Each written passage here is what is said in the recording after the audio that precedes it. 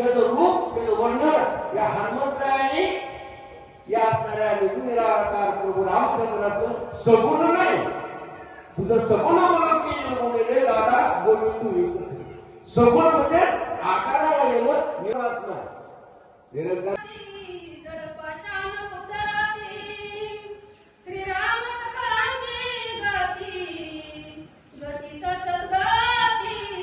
मनुष्य जन्म तुम्हाला देशासाठी दिलाय. अरे पाहुणे मनुष्यपणा न सगळ्यात ज्ञाना लाल महाराजांनी सांगितलं की गाणं आहे पण बिगर शक्तीचं आहे. तसं कशामुळं तर आपल्याला भगवंताची भक्ती करण्यासाठीच मी कोण आहे हे जाणण्यासाठी आपल्याला शक्ती दिली. अहो प्रभू रामचंद्राने काय झालं?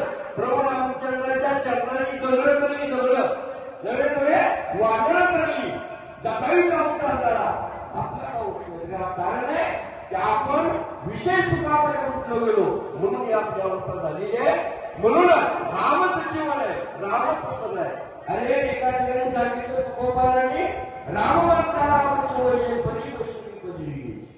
अरे देव भावाशी केलं की देवाचे म्हणून देव आपणच ब्रह्म हे या ठिकाणी सांगितलं आहे.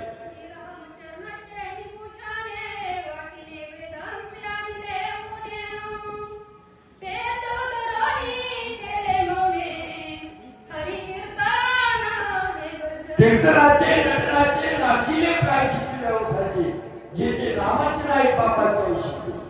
अहो या प्रभू रामचंद्राचं वेदाने वर्णन केलं. नवे नवे शेषाचं सुद्धा वर्णन करताना शेषाची जीव गमावली गेली. इतकं त्या रामप्रभूचं वर्णन आपल्यासारख्या पापाने काय करावं? फक्त इतकंच लक्षात ठेवावं त्या प्रभू रामचंद्राचं चरण घ्यावं आणि मौन राहावं. मौन म्हणजे काय? आता सांगितलं मला येत नाही, अजिबात येत नाही तुम्हाला. का बोलाची कडी बोलाचा वाद कोणाच्या मुक्त झाला. आयुष्य गेलं तरी आपल्याला त्या प्रभूचं दर्शन नाही, साक्षात्कार नाही. आता आपण हरिपाठ कीर्तन असेल प्रवचन असेल या गोष्टी साधन आहे पण आपलं कसं झालं? साधनालाच साध्य म्हणायला लागलो. हे प्रभूला जाण्याच्या वाटा आहेत या वाटेलाच मी मदत केलो यामुळे आपला उद्धार होत नाही.